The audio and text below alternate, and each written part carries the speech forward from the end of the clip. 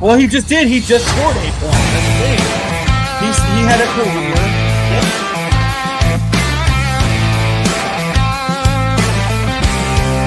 Every loss, the weight of every loss will dramatically change the season.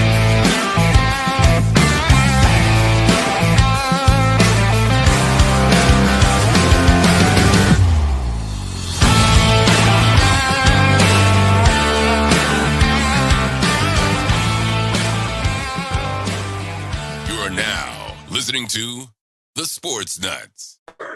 Yes, you are indeed listening to the Sportz Nutz. You can see that beautiful face, this beautiful face, and I don't know about this face, but you guys get to see us and talk with us just for a little while and just get away from it all and just enjoy the world of sports. We hope you guys have had a great weekend. Y'all, can you believe we're at episode 65? Matt, what stage are we in now with the mana pause, as they call it? Memory loss, and memory loss, man. Yeah, Shane's over here doing the. Oh my God. Memory loss. I won't say memory loss. I'll say, a reaction time. Our reaction time is starting to get really, really, really, really slow, man. We're not as quick as we used to be. Our endurance stamina is kind of low, so we got to catch up, Brandon. We sitting on the porch now. Oh. We're in the rocking chairs. No, we're not. We're not in the rocking chairs just yet. As you guys can see, I am Brandon. This gentleman right here next to me is Mr. Matt Thomas. Matt, tell everybody how you've been doing and what's been going on in the Matt Thomas world. Oh man, not too much, man. Just working, watching sports, being a dad. Unfortunately, my daughter's sick with strep throat right now, so that sucks. I know, right? Well, hey, I'm good. I'll make sure I mask up and stay clear. But that's kind of what the gist of it is right now. Just waiting for this new sports week to come upon us after the ugly sports week that we had just this week prior. So. Yeah, it definitely was an interesting sports week, to say the least. Ladies and gentlemen, this man right here, Mr. Shane Owen. Tell everybody what's been going on in the Shane Owen world. Oh, man, as always, work. But other than that, getting ready for Christmas. I don't know. We're fixing to wrap some stuff tonight after the boys go to bed. So if you see the big pile of stuff back there, that's presents for the boys. So,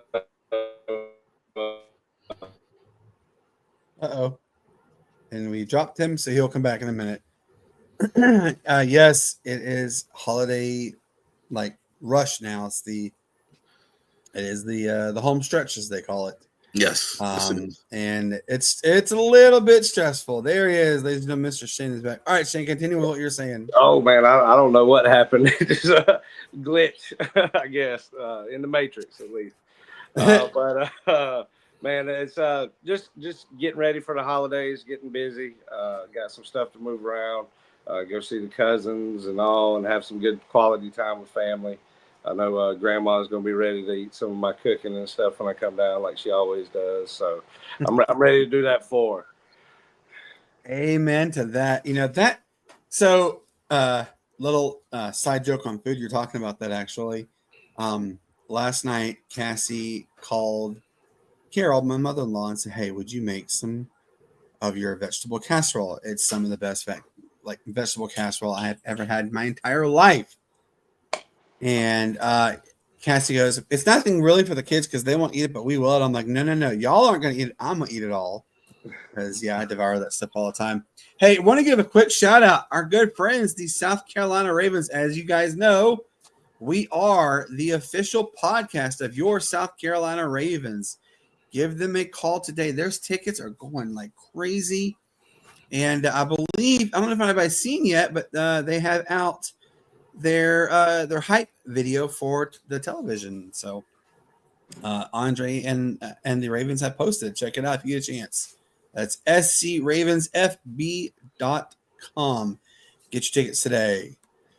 Anyways, guys, let's go ahead and dive into the world of sports. As Matt said, we had an interesting, to say the least, form of the sports world that we have ever really had. We saw some big plays happen. We saw some good quality NFL games, although I would not call last night's quality game because it was you skated by the hair on your chinny chin chin with the Atlanta Falcons. So, yeah, it's pretty sad. The transfer portal has been blowing up left and right. We're going to talk a little bit about that. Hey, guys, I don't know if you knew this, but there's going to be a quarterback change in Tennessee. We'll talk a little bit about that, too. It's going to be that right there is going to be pretty shocking. All right, guys. Now, Shane, I know you're a big baseball fan. Hurricane Milton came through and pretty much demolished the Tropicana field, and the whole idea for the Tampa Bay Rays to have a home was put on almost an indefinite hold. Well, guess what? They have a home, and we will be happy to talk about this in just a minute. We're going to talk about that. Cannot wait. But we also, it's Christmas time, guys. We want to hear your most memorable Christmas, whether it be a gift or that you got or that you gave. And then we also want to hear your favorite Christmas memory, like a specific individual showing up, calling, something like that. It's, because it's that time of the year. Hey, going to give a real quick shout out to my daughter, Addison. Her basketball team has their first 2 games this weekend, this Saturday. Mr. Shane is trying to make it out to there. It's going to be at Outersville High School at 9 a.m. is the first game, and then at 9:40 is the second game. It's the championship tournament. Championship game of the tournament that we are in. So we're eagerly excited about it. Girls look really, really good, and we've had almost everybody at practice, so it's a big thing. Let's get it going. We're excited. So just give a quick shout out to Addison, and we call ourselves the Dominators. So yeah, I'm really excited. Matt, do you think you'll be able to come up and join up? We'll see, man. We'll have to see. I'll send you the address. Okay. So you know where it's at. Still quit. And I will let you guys know. It is now there is a $5 charge to get in. It goes 100% back to the play for the kids. So it's $5 to get in. But you'll get to see a lot of good fun basketball. So cannot wait for that one. All right, guys. So you heard what I teased in just a moment ago. Oh, and quickly, I need to let you guys know our guest. His name is Alex Green. He is a former running back for the Green Bay Packers and the New York Jets. And he also played in the Canadian Football League, the Hamilton Tiger Cats. He is going to be coming on. He is just alerting a little late with work. He will be coming on, though, and he already knows that. I've let everybody know that. So let's get going. All right, guys. I did make a mention to this that we had a little bit of an interesting situation develop in Tampa Bay, St. Pete area. Look, beautiful area down there. But Tropicana Field's kind of it's where it's located is not exactly the best area to be in. So Hurricane Milton came through and it pretty much ripped the entire roof off the building. And so they delayed what was going to be. Were they going to stay in Tampa? Were they going to go elsewhere? Orlando, they opened up their arms and said, hey, come play here. You can be the Orlando Rays or something like that, right? Well, let's just go ahead and scratch that out right now. Because, ladies and gentlemen, Pinellas County Commission voted unanimously to approve its share of the financing for the new $1.3 billion Tampa Bay Rays ballpark, and it will keep them in St. Pete for another 30 years. And guys, here is the slogan. Let me know if you're ready. It is here to stay. That's the slogan. I'm going to throw it over to you, Matt, because you had the privilege of going to St. Pete and seeing me down there, and it's a beautiful area down there. What do you? Unfortunately, you and I did not go to a Braves game, but you've gone the privilege to see Tropicana Field. It's a real dump, that field. The area is not that bad itself. What do you think? Are you okay with this move to go ahead and just get the financing available to build it there, or do you think maybe they should have moved actually into Tampa itself? I think they should have moved into Tampa itself, man. To be honest with you, I mean, wouldn't it cost them more to move away from Tampa? I don't think it would have. I mean, so for people who don't know, St. Petersburg is. I'm gonna use my hand as an analogy. This is St. Petersburg. You go down a bridge. It's about 15-20 minute bridge, and you're in Tampa. Beautiful. It looks beautiful, by the way. Yeah, you can see Raymond J. Stadium from Tropicana Field. Mm-hmm. So they were going to consider building it near Raymond J. I just worry about the fan base and them being able to sell out the arena. But I mean, I guess it's all sports. All sports eventually, they'll make their money back. Just hate it for the fans because they're gonna have to come out the pocketbook, man, with them taxes and with everything else that's gonna raise in that area. So I kind of feel bad for them.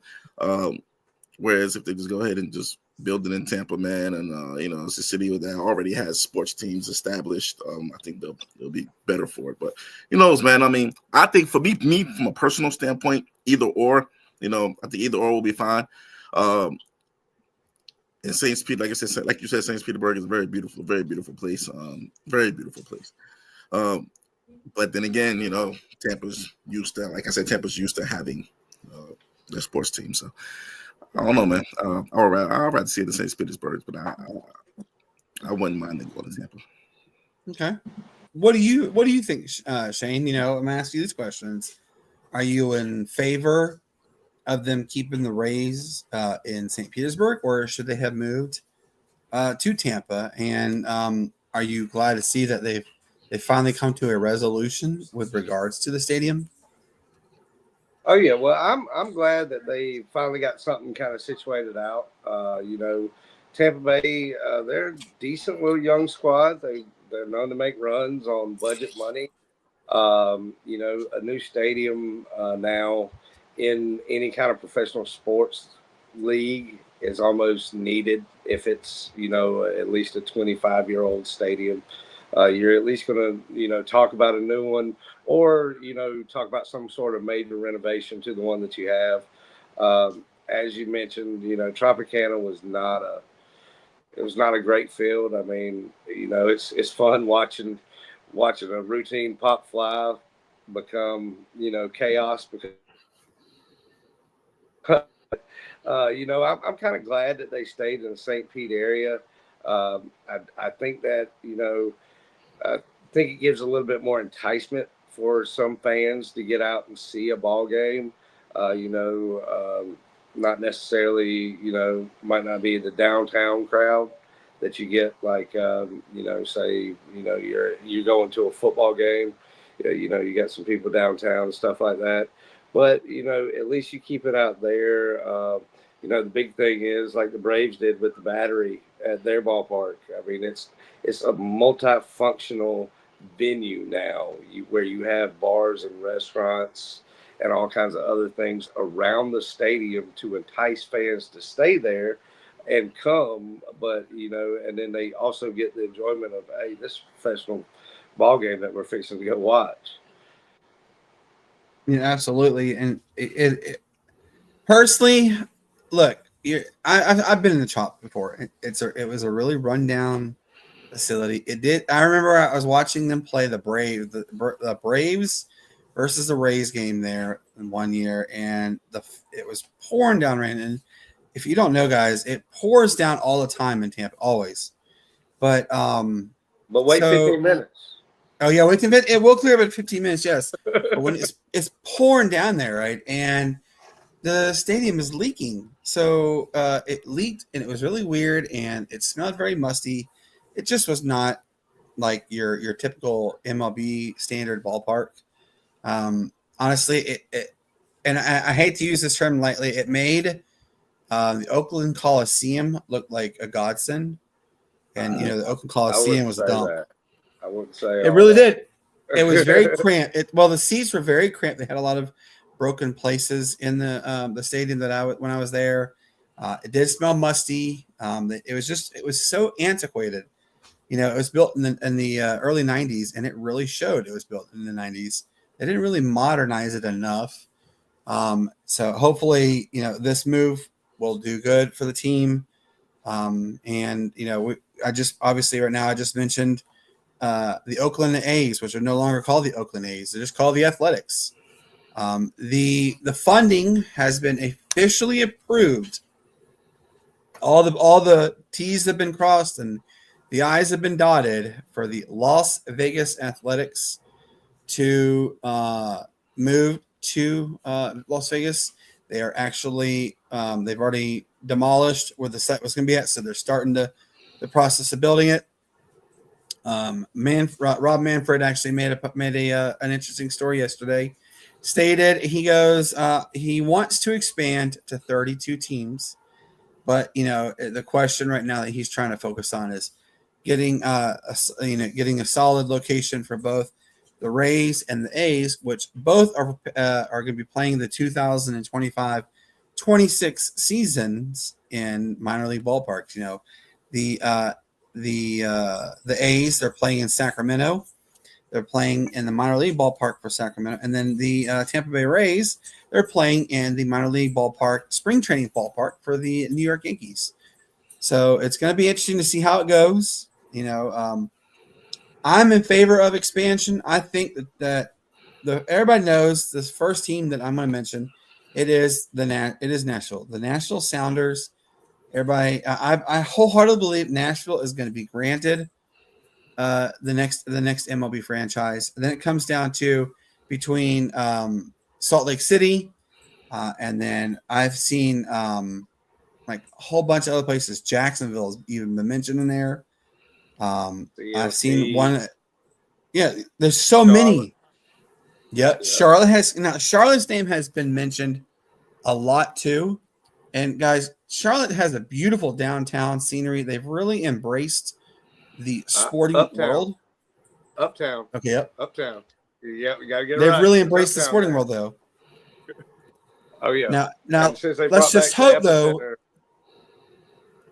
Well, let's just hope that they don't have Dave Tepper as their owner, if it happens, because he may throw drinks at the fans. That's just going off of history on that one. So yeah, it was not good. Let's see here, guys. Matt, I mean, I'm gonna talk. I can see your face already, Matt. We have to talk about this. Last night's performance with Oakland, with Las Vegas and Atlanta. Kirk Cousins, I think he's still hurt. Honestly, I really do. I still believe it. He is hurt, and because he is not playing good. And his post-game interview, he looked dejected. He looked sad. He looked like he was not comfortable. And then someone made the audacious claim that he's not wanting to play football anymore, and that's not true.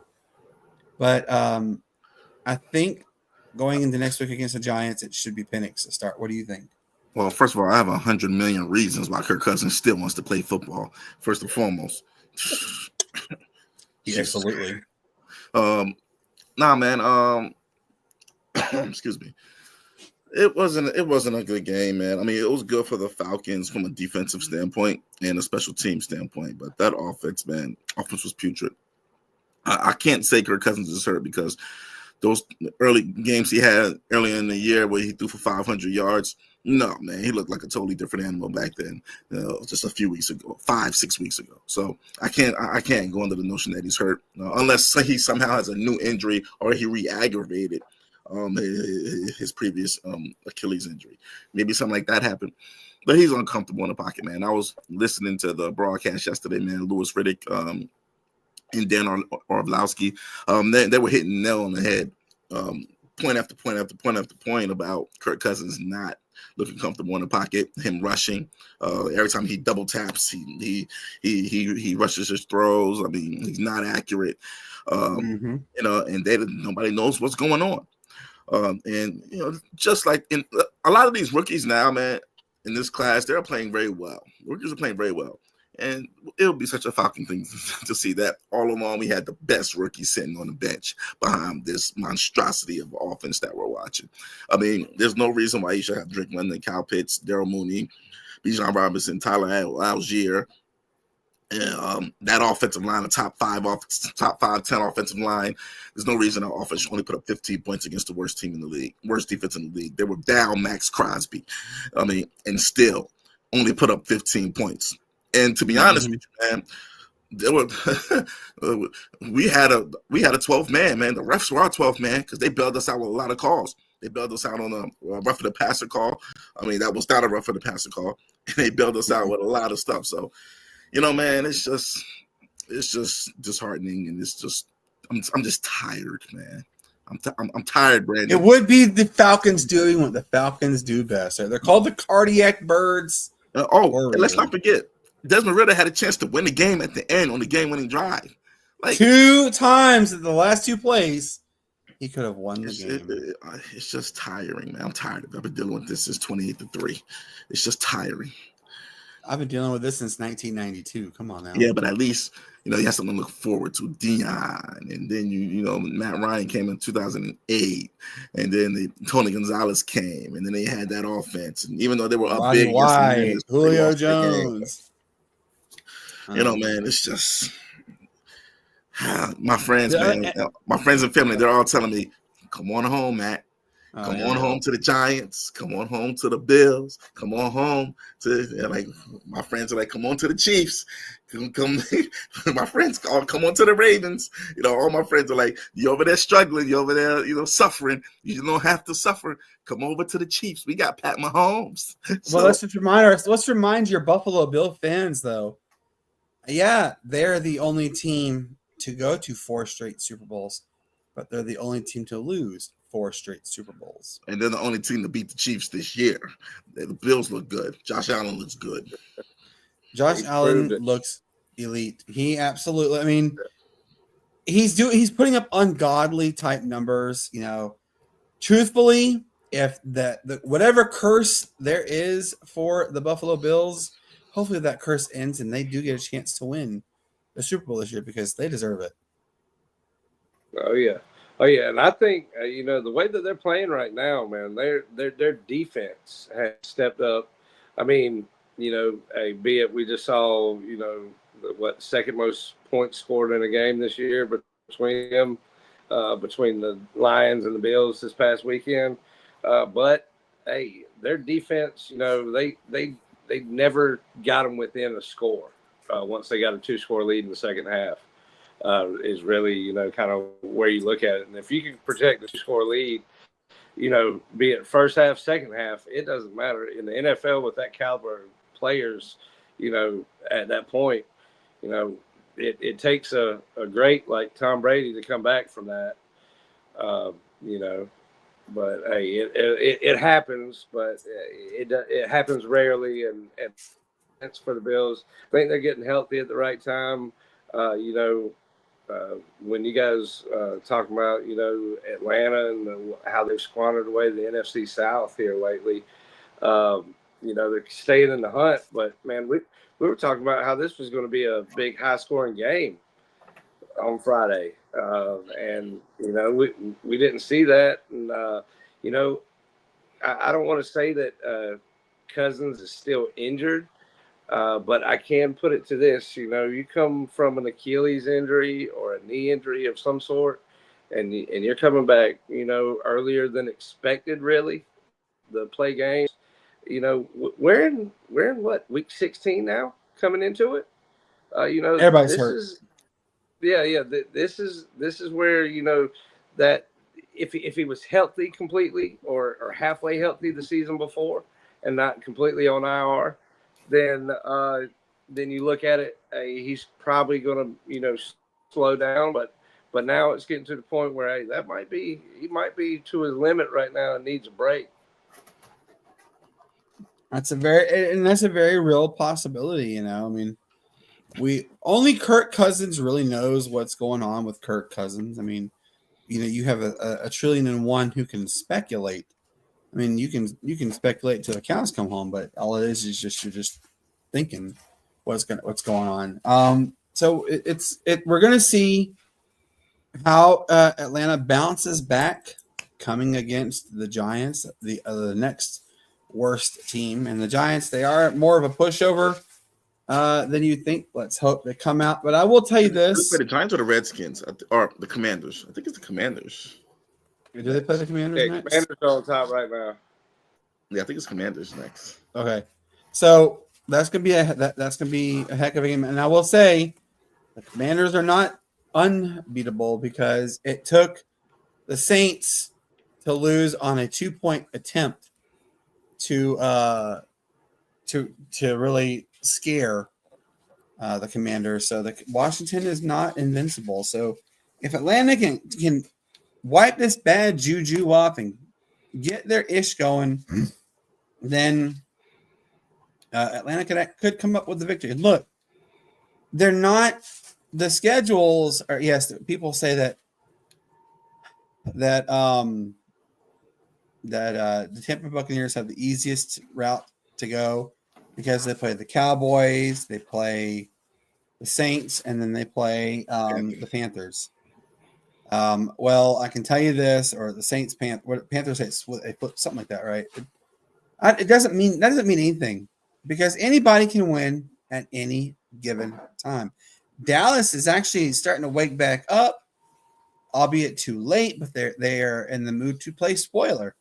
So, who's to say, yeah, Atlanta beat us. Let's go out and beat the snot out of the Buccaneers, and they win, and that would put Atlanta right back in the driver's seat to win the division. I mean, if Atlanta goes 3-1 the final 4 games, that's 9-8. Say the Buccaneers, they go 3-1. They're 9-8 as well, right? Guess what? Atlanta's wins the division because we swept them. Well, the Buccaneers have a game leading on the Falcons right now, man. Buccaneers are 8-6. Falcons are 7-7. So if the Bucs were to only win one more game, finish the season 9-8, Atlanta finish the season 9-8, that division belongs to Atlanta. It really all Atlanta needs to do, honestly, is just win their portion. They got to win. They don't worry about anything else. Just worry about this week's opponent coming up and next week and the last one. Just worry about the next 3. That's all you got to do. Hell, even if they were to go 9-8 and then yes, they did miss the playoffs, you got to look at it this way too, Matt. A 9-8 season is a significant improvement over what we have seen since 2017. That is right? true, but it's unexcusable to be 6-3 and then play against teams that you should have beaten. I mean, they were in the driver's seat, man. There's no reason they should have quote unquote fumbled that bag like that, man. There's no excuse for that. And you solely have to put that on the play of Kirk Cousins, and not just his interceptions, but just the weight of his interceptions, especially against that Charger game, man.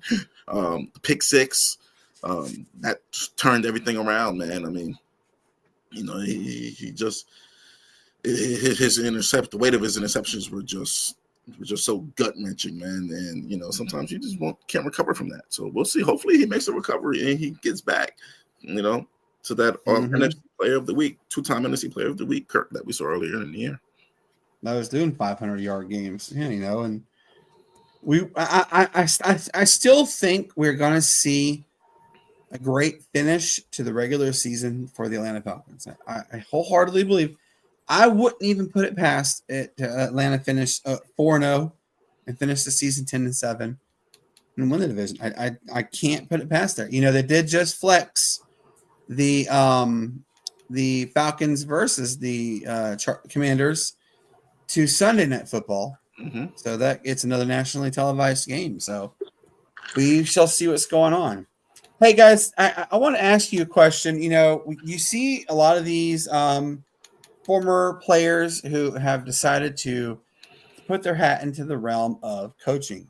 We, Matt, you and I have mentioned his name. God, it had to be every week, right? With Trent Dilfer, correct?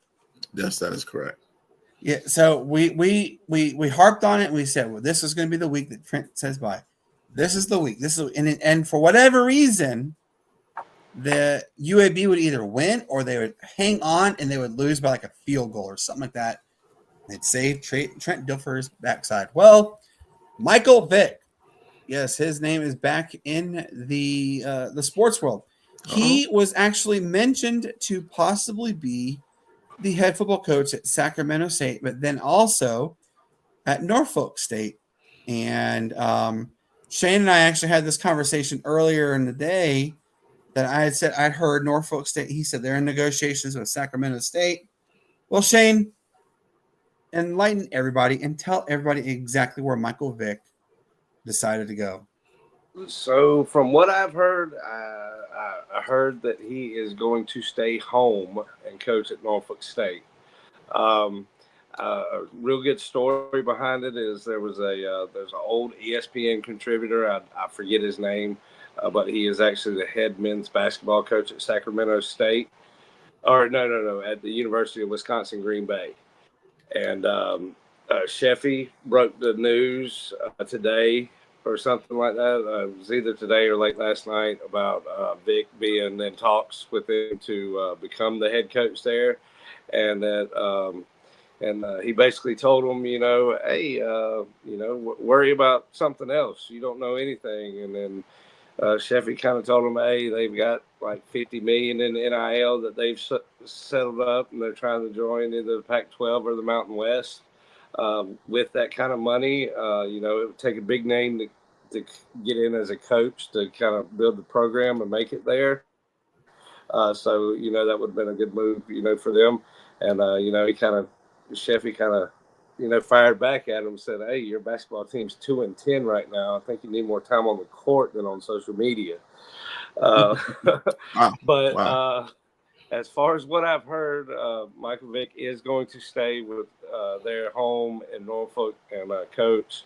I haven't heard any details, anything like that. It's just kind of what I've heard through the grapevine, kind of hearsay right now. But, I can see it as well as, he stayed home to go to Virginia Tech, although he was recruited by many schools.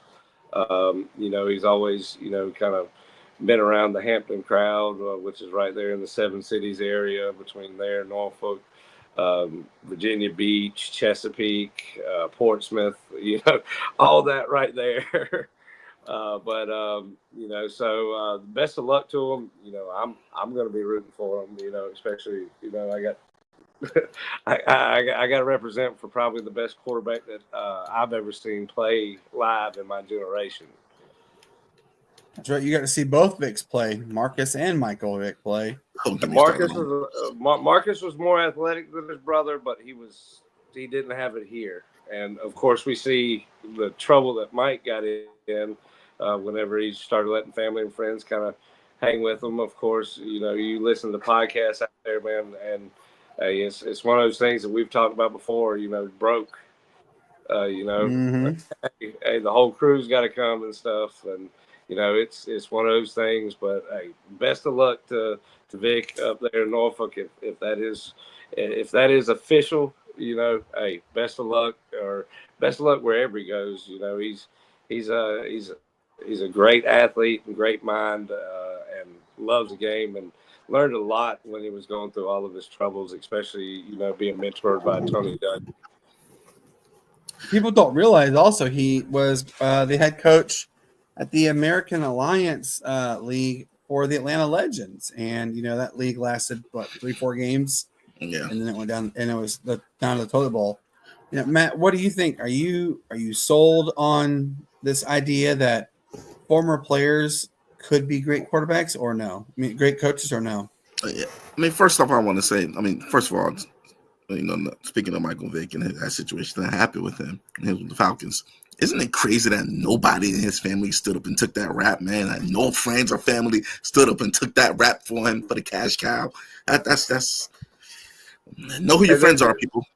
There were he was on. This was before the age of, I guess, smartness and people who sign for stuff and where these certain business accounts and other accounts go and stuff. Remember, this is the early 2000s. Yeah, I think this was 2000. I think it was 2000. So that's crazy, but yeah, man. I think he'll be good. I mean, he said it himself. He didn't really study until he got to Philadelphia, and but at the end of the day, he was an NFL quarterback, and he's been in a fire. So I think NFL quarterbacks do make good coaches. They do make great coaches, but I think they should start off as coordinators first, and just to kind of get a feel for it, get a feel for things. I don't think they should. Any coach should just rush into the head coaching position. I think it's more so, start off as a coordinator first. But I did see a report where, no matter where he goes, they're going to put an experienced coaching staff around him. So I think he'll be all right either way. And plus, it's just kind of like how it was when Deion first started at Jackson State. I mean, it was like, okay, it's cool. It's cool. Deion's gonna go to coach a little mid-major. This is kind of has the same feel of it. So I'll be surprised. I'm gonna be excited to see where Michael Vick could end up in his coaching tenure. So, Matt, we had our good friend Ashley Lilly, who played with Michael Vick as an Atlanta Falcon, and he told us, that it was game study. He would never see Vick there. He would only see everybody else. And Jim Moore Jr., I remember Ashley telling us exactly, he was get Michael the ball. That's literally what it was. And you were able to clearly see that during that time. So, you're right. Michael Vick, he became a whole different player when he went to Philadelphia. He was able to learn how to be a quarterback, how to be a franchise player. He did great things for them. And, I hope he's not going to take the same path Dilfer did. Trent Dilfer, he thought, let me take over a struggling UAB program. And instead of making him good, he made him really bad. And, I don't know why he still is even considered a coach right now. Look, Trent's a great guy, really is. He did great things in his career. But I think Matt and I both hit nail on the head on this earlier with it. He should have never taken a big boy job to start. He should start out small and work your way up. And that's the problem with a lot of people these days is they want to go for the $1 million homes. If you're like a real estate, go to the $1 million homes instead of like the $150,000 homes. Work your way up. You want to go right for the granddaddy of them all. And it's a real sad reality about it.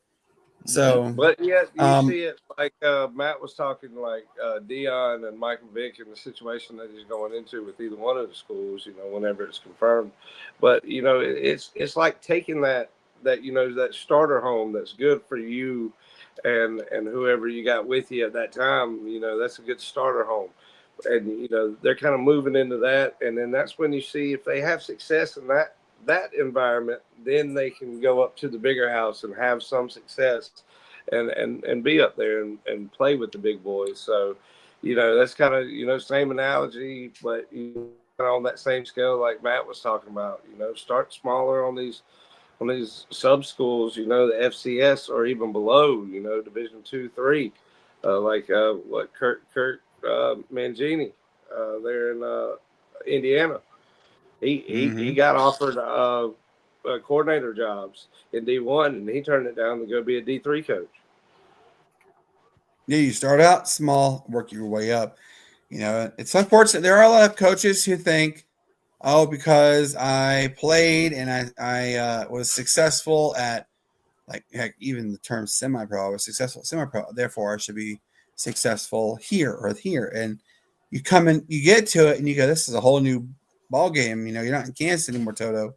It's a whole new world. And now if I had to put another I would say NFL great, who I think would be a great coach both in college and pros, I would say Peyton Manning. Honestly, I say Peyton and Eli, both of them together would be a phenomenal coaching duo. Eli could be the quarterback or the offensive coordinator. Peyton could be the whole coach. Peyton, even to this day, has said, even during the Manning cast, he can read the play right before they've even sent the ball. They come up and he goes, oh, they're going there, and there, and that's where you start seeing the greatness in him. And he's I think Peyton Manning going to do phenomenal if he were ever to be a coach. But what do you think, Matt? Do you think Matt he would be a great coach if if Manning were to take that jump? I mean, of course, man. They created. I don't know if those who play Madden, but they created a whole X factor for him called like Omaha. So Omaha. and it's like you can say Omaha and you can see what the defense is running. That's how that works. Which is a freaking cheat, but it is what it is. That's a Peyton Manning thing. But anyways, man, yeah, Peyton to be a good coach, man. It's not about if he'll be a good coach or not. As you see him and Eli, they getting paid millions of dollars just to broadcast a Monday night game on ESPN. It's do they want to go into that grind? Do they want to have to, coach these players? Do they want to have to teach these players? Do they want to have to travel, get away from their families? I just don't see them willing to do that, especially now that they have Arch coming up. And then not too far after Arch, you're going to have Peyton and Eli's kids coming up too. So, I mean, I think they're just going to sit back and enjoy the ride, kind of like how their dad did. Yeah, and their granddad and Arch's granddaddy, Archie Manning, he did phenomenal things for the New Orleans Saints, and that's even hard to say for the Saints, but we digress on that one later. All right, so let's move on. Let's switch to a different sport real quick. A'ja Wilson, the WNBA MVP, her and Nike have reached a 6-year extension. It is not disclosed the amount of the contract, but it's a record deal for a female basketball player. Shane, you've been a part of this when we said this. Matt and I both said this. A'ja Wilson is the GOAT in WNBA, and she's the face of the WNBA. Shane, I'm going to ask you, do you, obviously knowing what kind of player A'ja Wilson is, would you be surprised if this Nike deal is like a Michael Jordan kind of deal later down the road? I think that we could see that. I mean, Nike's. I don't think necessarily like the brand Jordan, how it's branched off, but like how Nike has done with many other players' shoes. The Kobe's, the LeBrons. I mean, any shoe company or any kind of sponsorship that they get with a player the caliber of A'ja Wilson in that league is great. And she was MVP of the league, but yet here we are, and Time Magazine has Caitlin Clark on the cover as Athlete of the Year. Mm-hmm. So I mean that's kind of we saw her monster deals to show up first, and now we're seeing the trend go back to the best players. Hey, whatever grabs the media's attention at that time, that's who people are going to be drawn to. Hey, it was the Angel Reese, Caitlin Clark show. And, A'ja Wilson was just kind of passed by until you look back and see the run in the playoffs, to the championship and her numbers and winning the MVP. Is wholeheartedly deserving that she gets this kind of recognition and this kind of deal. There's going to be more to come. Trust and believe. Hey, we all know Nike, Adidas, Reebok, New Balance, Under Armour, extremely competitive. Yeah, champion, extremely competitive with each other. So this is the second big deal that we hear. It's going to be soon that we're going to hear things from Adidas and Under Armour with other WNBA players, which hopefully will boost this league to a black number instead of one of those red ones. So, it's funny you say that. The new TV contract that was just agreed upon with the WNBA will start the WNBA's 2025 campaign in the black zone. And for people who don't know that, in retail, the black is where you want to be. And they're going to start for the first time ever. They're going to be in the black zone. So we know our friend Greg in the beginning said he saw that as a nonprofit organization, the WNBA, that it was never going to generate a profit. I think it's finally turning around the ship around. And I think that we are so close to seeing, little sis become big sis with the NBA. And I can't wait, excuse me. They have already started talking about other franchisee locations. One of them is Philadelphia. One is Miami. One is Tampa. Let's see. There was one that was mentioned in New Orleans. There's one that mentioned in Denver. Matt, it was either you or Shane. Somebody made a mention of the WNBA should expand to that it should expand to Kansas City. So I mean, we hopefully will get something. Yeah. So guys, obviously we're still waiting to see if Alex comes in. I have sent him several messages. He has not responded. If we don't get him, it's okay. But he's actually doing work, and he had no idea that this work was going to take as long as it has. It happens. It happens, man. It happens. Yeah, it does happen. Oh yeah, it absolutely does happen. Let's see. He might be done. Might be getting ready to log on now. He just said I might be coming on. All right. So in the meantime, let's switch over to Nashville. Will Levis. Oof. He laid he I'm gonna go ahead and say he laid a big goose egg. I don't care. He was bad. Just dreadful. Mason Rudolph is the Tennessee Titans have benched Will Levis. Mason Rudolph is likely to replace him.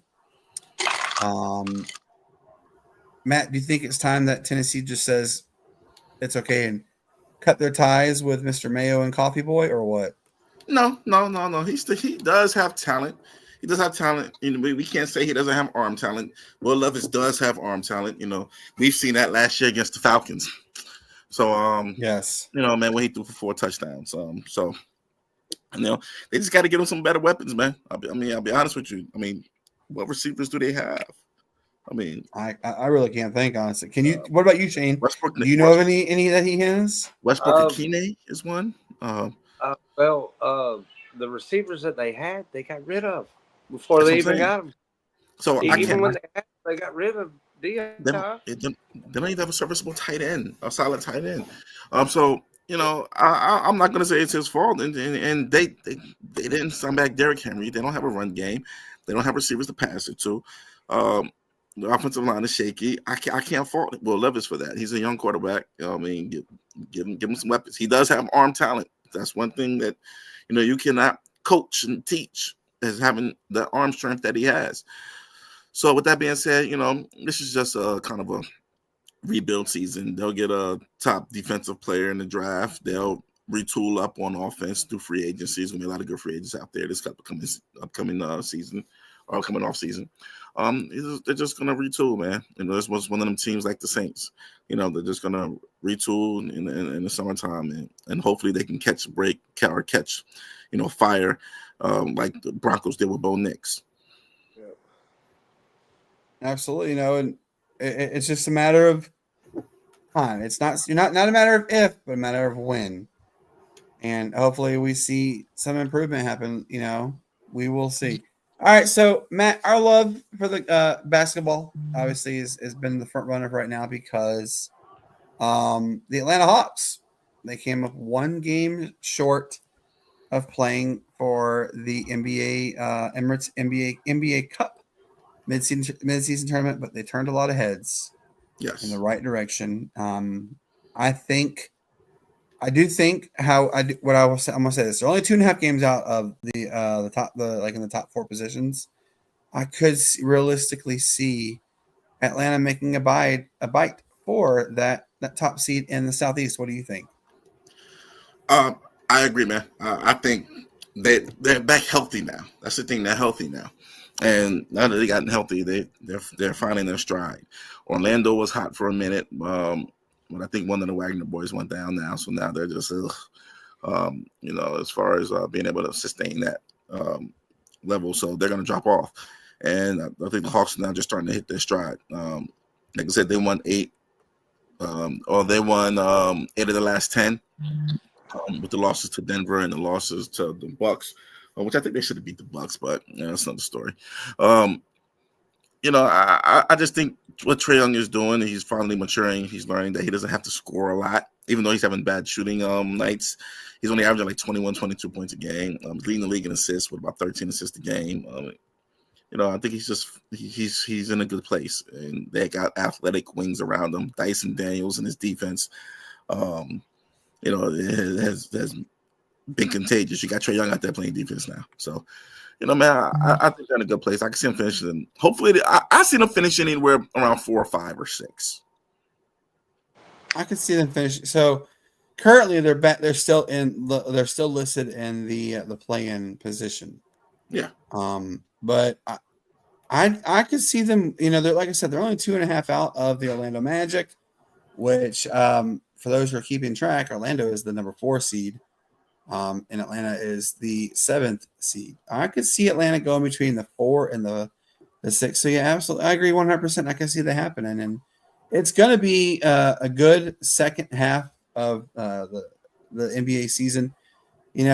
Shane, what team or teams, I should say, if you can get either one, are you most surprised on? And what team are you most disappointed on? Most surprise is going to be Cleveland, especially in the East. With the record that they've put up and the way that they've played, I know lately they've been kind of going down.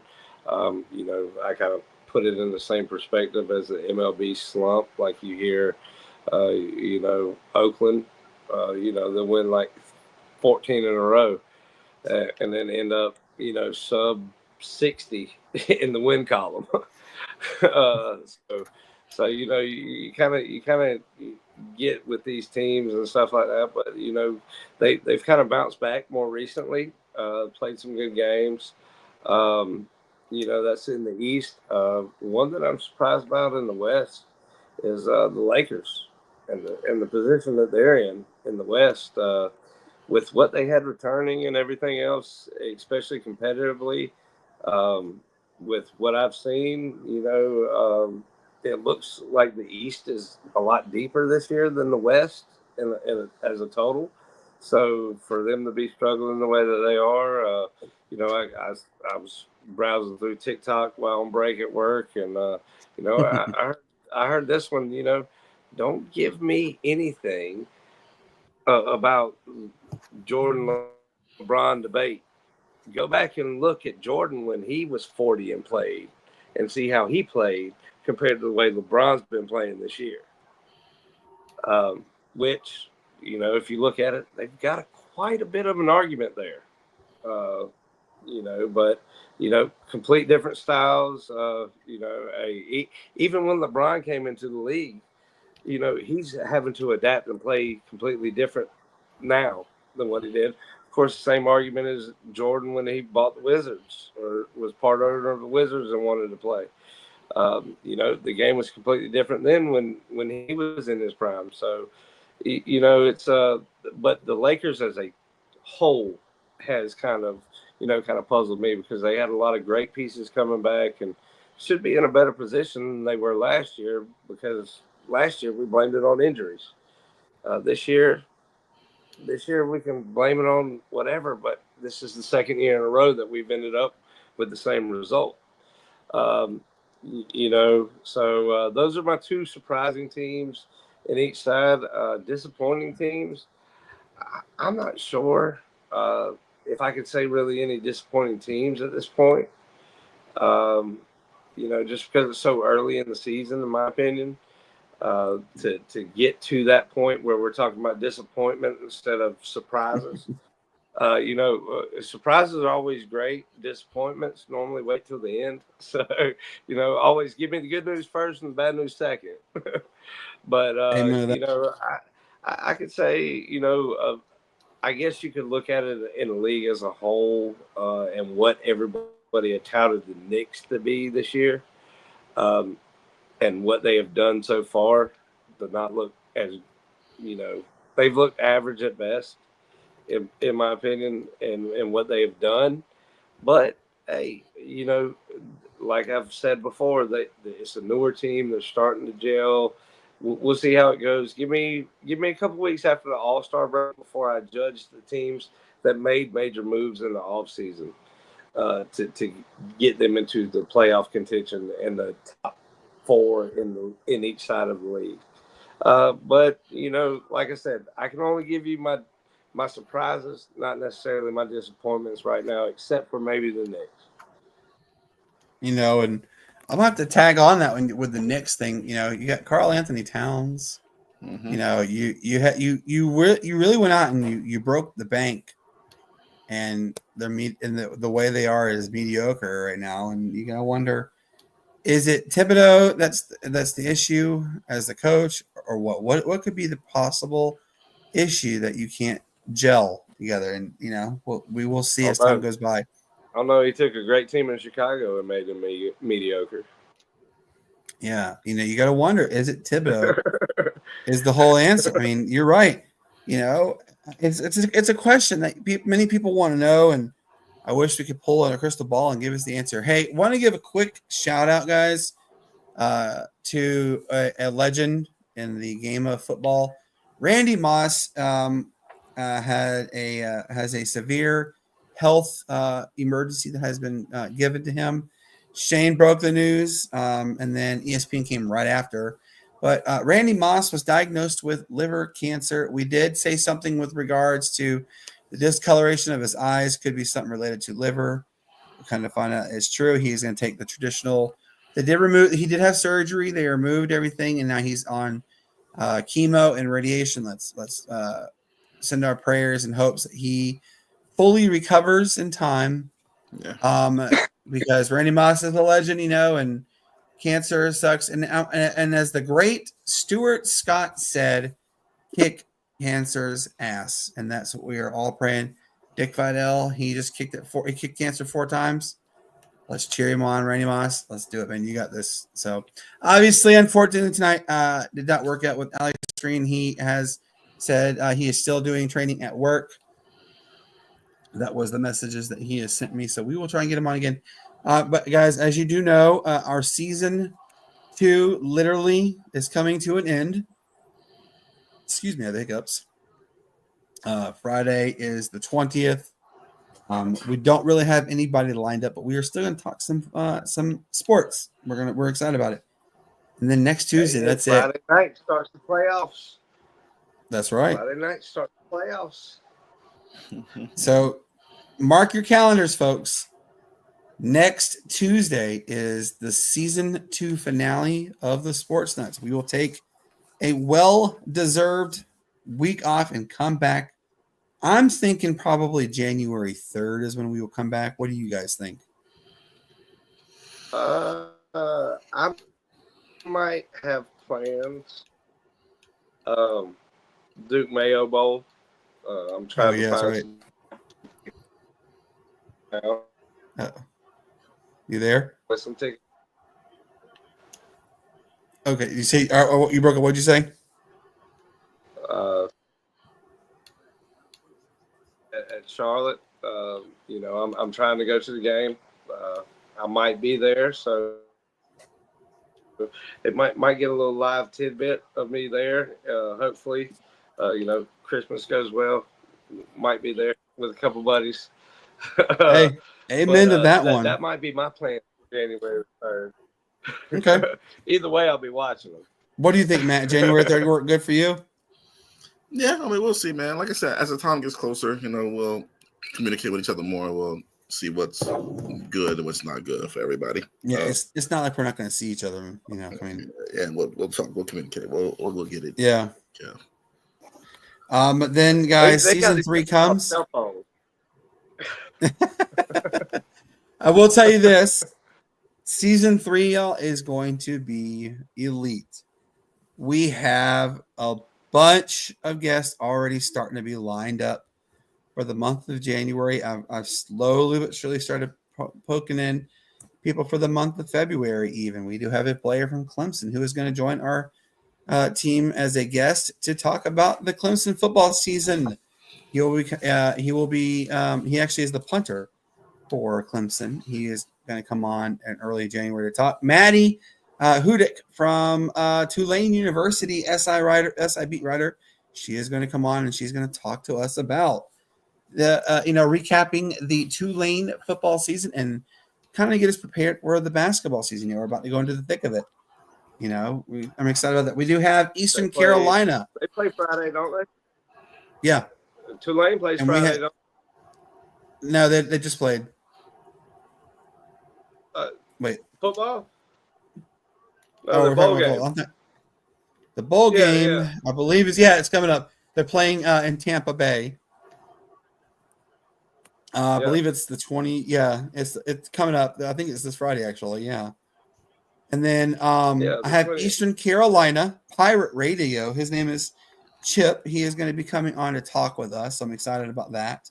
Okay. He'll give a recap of the Eastern Carolina University football team and get us prepared for the basketball season, as well as talk a little bit about a baseball season coming up, because colleges have started releasing their full baseball schedule. University of Hawaii, this is the last year ever that the University of Hawaii baseball competes in the Big West. Then they start doing Mountain West sports. Cannot wait for that. So I do have in the works trying to get somebody from UH to come on and talk about the baseball. I have a whole slew of people that I'm really working hard to get. I do have I've been talking with Mike the Stinger Glenn from the Atlanta Hawks. He has agreed to come on. I got to get it set up. What is a good day to have him come on? We will only get him for 15 minutes just because he is a busy traveling individual for the Atlanta Hawks. So I'm looking forward to that one. And Matt is going to start working on getting us some guests. He's going to really work at getting Jared Jack from Georgia Tech. And where did Jared play again? He played it for the Nets, didn't he? Oh, Nets, Warriors, a couple teams, but we'll see. We'll see what happens, man. We'll see what happens. I don't want to jinx. We'll see what happens. We'll see what happens, and we'll get it. We're gonna work some guests. Shane's got some guests. He's really gonna work. And guys, just remember, also, South Carolina Ravens football is coming up. They have 2 preseason games coming up. Matt and I know I will at least be there. Hopefully Matt will be there as well, and Shane as well. We will all be there at them to, we're going to stream the game. We're going to pregame, and during game, post game, you name it. We're going to have it for the South Carolina Ravens, and we cannot wait for that to get going. It is at the Florence Center in Florence, South Carolina. Make sure you guys get your tickets. This is their website, scravensfb.com. Check them out and get it going. You guys will enjoy some high-octane, family-friendly, entertaining football. Cannot wait for it. Guys, with that being said, I want to ask real quick. The first question I'm going to ask is, tell me or tell everybody. Now, I will tell you we have a limited audience of about 15 people plus us right now live, but the numbers will pick up. I want you guys I want to start with you, Shane. Give me your favorite Christmas memory and your favorite Christmas gift you ever were given or ever gave to somebody. Oh man, one of my favorite Christmas memories is kind of an old school memory. A lot of people don't do this nowadays. I mean, we don't even do it here. Everybody gets an artificial tree, but luckily in Virginia we had a great house. Mom and Dad put an addition on there, and we had, I think it was like a 32-foot ceiling or something like that. Had to be. It's probably less than that, but as a youngster, it was big. Everything looks extra tall. Yeah. We used to have like 12, 14-foot Christmas trees like that. We would actually go out and cut. And I remember, it was like 1.5 feet of snow. We were in an old blue Jeep Cherokee, like I think it was a 95, or no, it was maybe an 89. So that's always a good year. But man, it was great. It was great, But that as a family going out and getting a real Christmas tree, putting it up. I mean, we had to tie it down with wires onto the walls and stuff, but get up there, big, magnificent, kind of grand hall type deal. Like everybody loves the Rockefeller tree there in New York. It's just kind of one of those moments going to get me, the family, mom, dad, and my sister, the dogs that we had just got, and kind of stuff like that. It was one of those Christmas memories, that you don't forget. And I mean, hey, gifts. I'm not a big proponent of gifts. Like I told my cousin today when we were talking about it, because we do a little secret Santa for everybody that's above first year in college, uh, for our family, which is everybody but like 4 people now. So we kind of pull names, kind of secret Santa type deal. So I had to call my cousin, and he's just 29. So I was like, "Hey man, when you're 30, man, hey, you give me some socks, underwear, give me that." Give me that, maybe a couple gift cards to like Target or Walmart, get some groceries. Little things like that matter the satisfies me. most. All the stuff that we hated back in the day, we enjoy that now once we get up 30 or plus. So that's that's kind of one of those things. We're just looking back on it, man. And I've had plenty of gifts that I've always asked for and I got, but always got more than what I wanted. So it's one of those things that, hey, I'm a where I can, this Christmas, as far as the gifts, because I hope everybody has more gracious memories of Christmas gifts than I do, because I'm just grateful for, hey, waking up that day and enjoying family. Amen to that one. All right, Matt, let's go to you. I want you to tell us a great Christmas memory you had, and also a great Christmas gift either you gave or you received. Oh man, my first Christmas being a dad was a good one, man. Bingo. My daughter was only a month old. So typically it's more so the later years when they start, be happy about it. But just that first Christmas being a dad, man, understanding that, okay, this is your thing now with your kids. The Christmases might not have been what you wanted growing up, but now it's your turn to kind of, make this kid, enjoy Christmas. You're gonna shape and mold how this particular kid enjoys Christmas from here on out. So just first Christmas as a dad kind of, was a kind of a surreal thing. It kind of hit me as far as wow, like kind of an epiphany.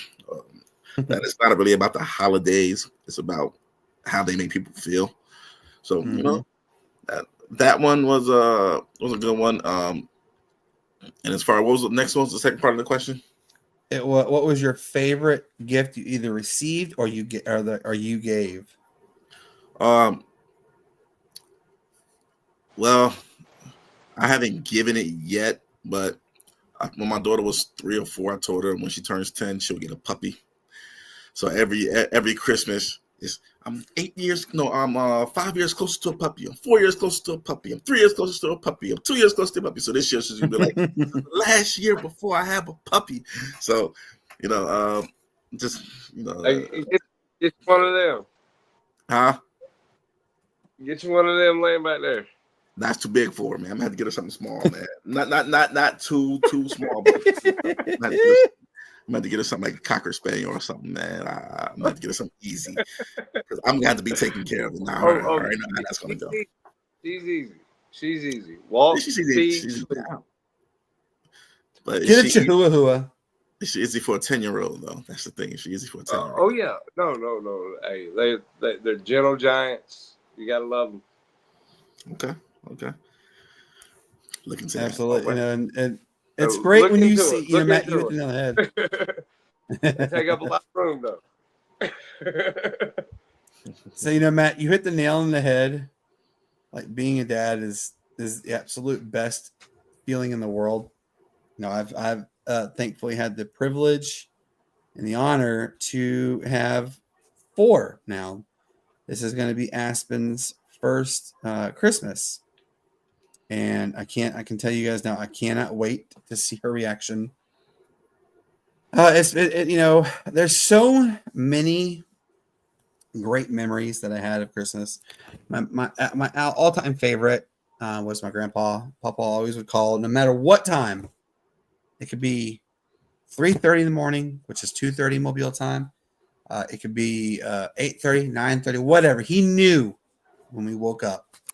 He was going to call right then and there, and I got to hear him talk. And I was very close to my grandpa. I have him tattooed on me, and he was a special man. But if I had to say my most favorite memory, and I'm actually just trying to look it up on my phone because I have like a trillion videos and stuff on my phone, was it was the year we got. So Addison had been like asking for a Barbie dream house.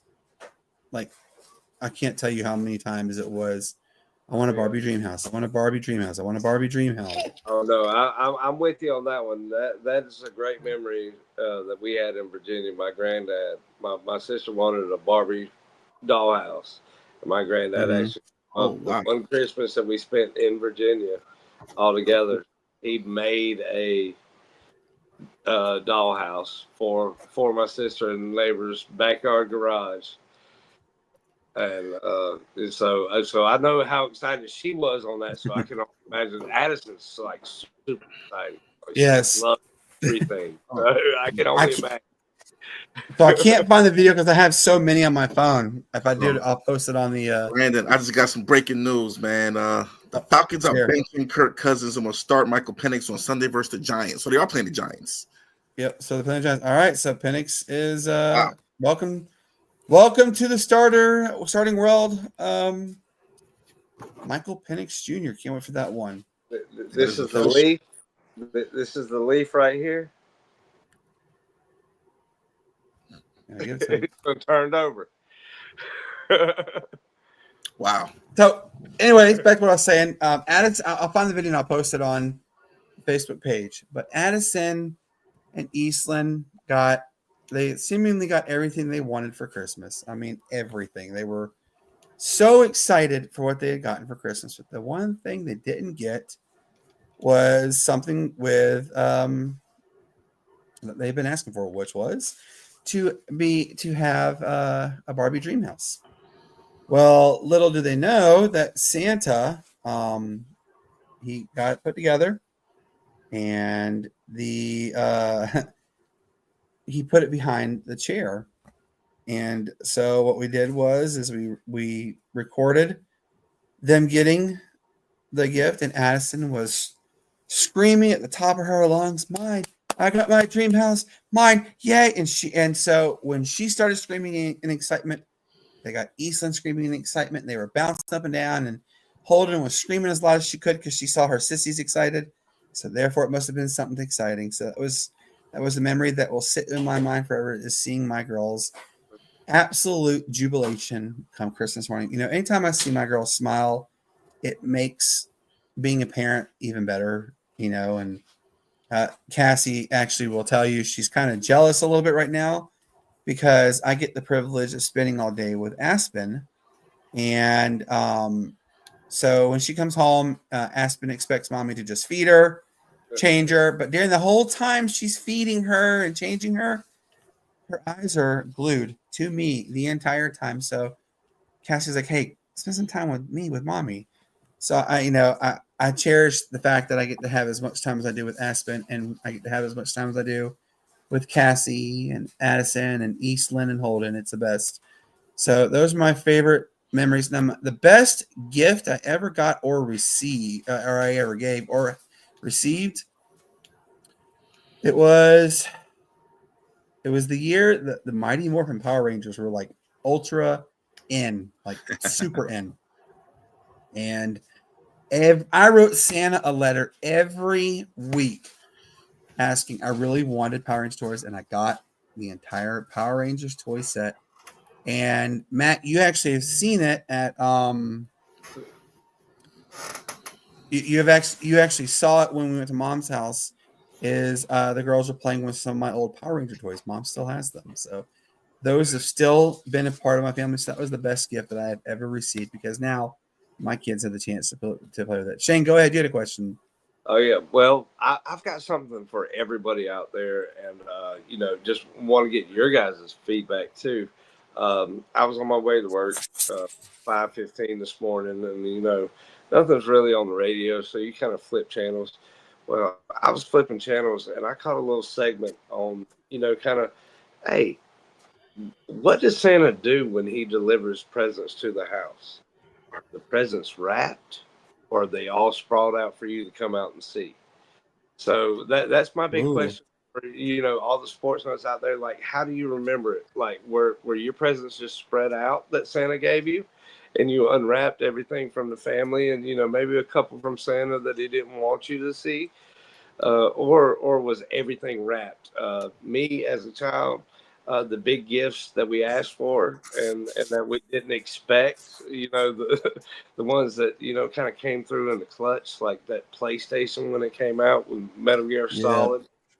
It upgraded from the Super Nintendo and the Madden '96. That was kind of one of those things that it was all sprawled out, across the floor. Did Santa just leave it, your big gifts, your surprises, and everything on the floor, or did they kind of wrap everything? And that's a question I got. It's more a tradition per se, but hey, we'd love to know everybody's kind of traditions and what they did around Christmas at this time.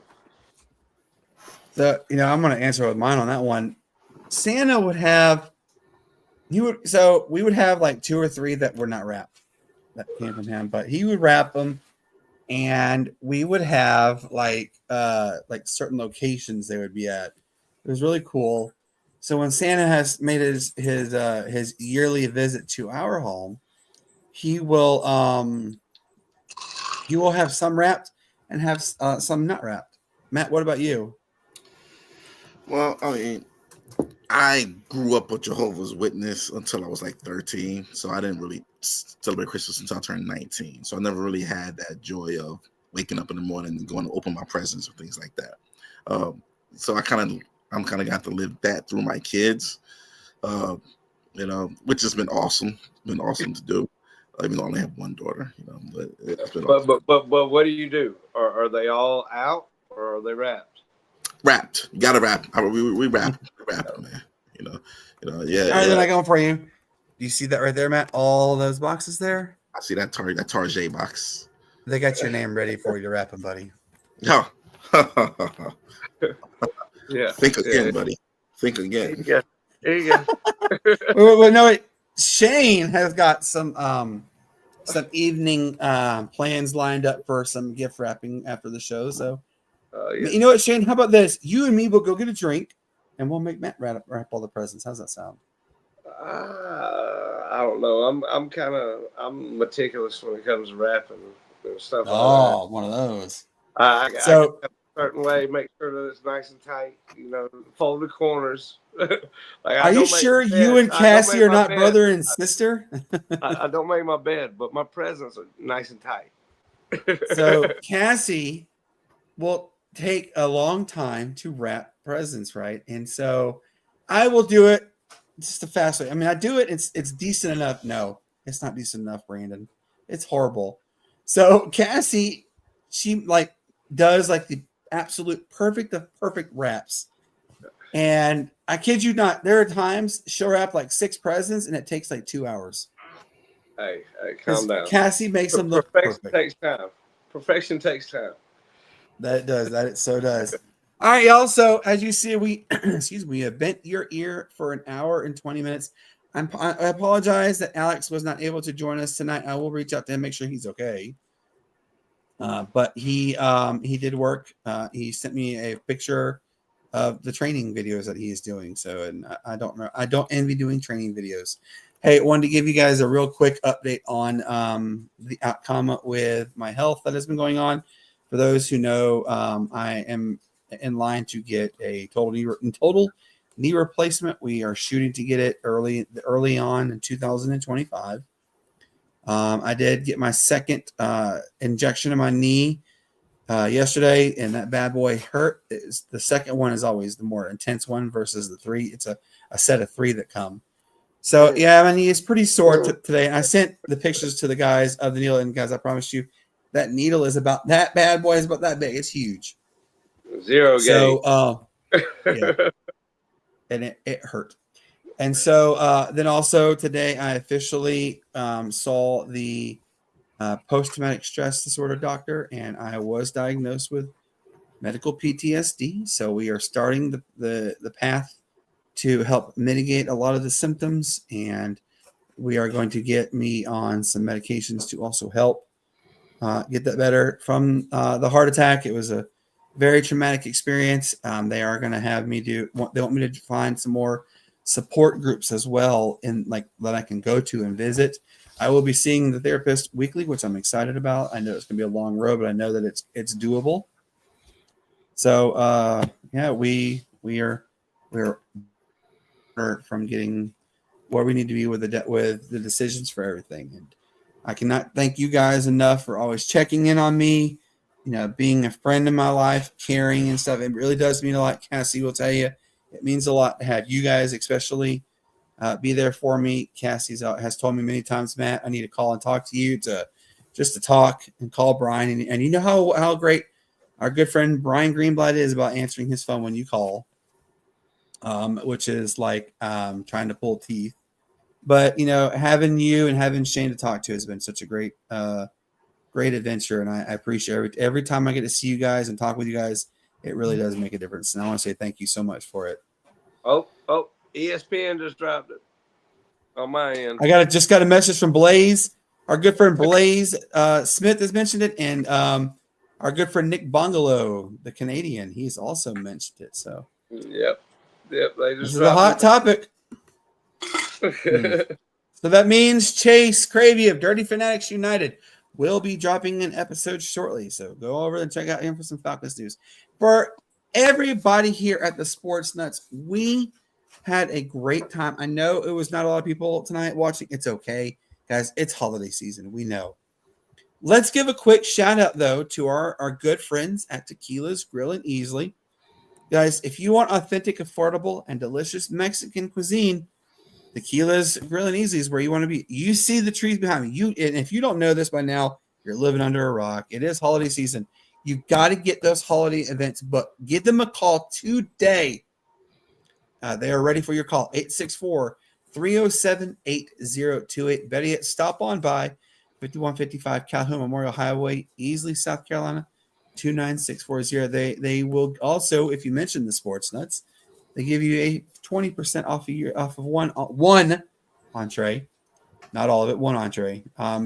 We will be trying to get a live on location again with them starting in 2025. So be prepared for that one. Anything else? Let's see, Matt. What do you want to say to these lovely people? Make sure you like, subscribe, follow, and share us. Get us out there. Make sure you follow us on all our social platforms. Just make sure you tell a friend to tell a friend to tell a friend to tell a friend to tell a friend to tell another friend to tell their husbands and their brothers and their nephews, and have them tell friends. That's pretty much it. Yeah, that's right. Look, guys, we only need to really hit the year goal, which we had was 145 subscribers. We need 6 more. That's it. Get us those 6, and we'll have done it. But really, if you can get us to that magic number of 140, which is one, the next subscriber gets that $40 gas gift card. So go right now, click subscribe, and you're going to get the $40 gas gift card. We promise you it's going to be a good one. Hey, follow our Facebook page. We're at 250 on Facebook. We're getting good feedback from everybody. Our Twitter page is doing really good as well. Yes, we had that whole thing where we went from 280 followers on Twitter to 155 because Twitter cleared out a lot of bots. But yes, we're building back up. Let's get it going. We do great interactions. What we want you guys to do also, send us a message. Send myself, send Matt, or send Shane a topic you would like us to talk about. Because we can get the topics going. We can get the interactions. We have a lot to cover. We know a lot of people in the sports industry and the sports world, and we want to share them with you guys because we love you and we enjoy you. So with that being said, for our good friend, yes, he didn't show, but our good friend Alex Green, Matt, what do you tell these lovely people not to get done? Don't get flagged. Go out, have fun, especially over the holidays. Enjoy your holidays, have fun. If you take a little sip of the eggnog, or take a sip of any adult beverage, just make sure you call an Uber, have a designated driver. You don't want to go out there. You don't want the police officers to flag you and give you that ticket. So get home safe. Absolutely. Hey, shout out to our good friend Coach Vince, who had surgery today. Keep him in your thoughts and your prayers. I believe it was right hip replacement. He is going through some pain, so just keep him in your thoughts, gentlemen. It is pretty intense surgery. I myself have to go through that in a little while with the knee. Shane, what do you tell the lovely people? Well, I just want to make one mention. We did not have a single one of those flags thrown out tonight. So, hey, I guess everybody's in the holiday spirit. If you're traveling to meet family for the holidays, safe travels. Hopefully the Lord blesses you and everything goes your way in those travels. If not, hey, it is what it is. Take it in stride and just enjoy the moment that you live with, especially family around this time of year. But as always, we'll send y'all peace, love, and bacon grease. Peace, love, bacon grease, indeed. Yes, guys, as I always tell you, it's the usual, but I want to tag along with this. Say, guys, you're literally next week it's Christmas next week. You're going to be traveling. Be safe. Don't do dumb decisions. Be together in this wonderful time and cherish every moment you have with family and friends because you're not promised tomorrow. I am a walking miracle that has proven that way to you. But as I always say, you guys, peace up, A-Town down wide. It's the greatest sports city in the world. Look, Penix, let's get us a daggone W this weekend. Make it interesting. Come on, let's finish 4-0, 10-7 regular season, get that NFC South. So until then, guys, we will see you again on Friday. Remember, Friday and then Christmas Eve. That's it. Then we are done for this season 2. So until then, guys, y'all take care of yourselves, and we'll see you on the next episode of the Sportz Nutz. Good night.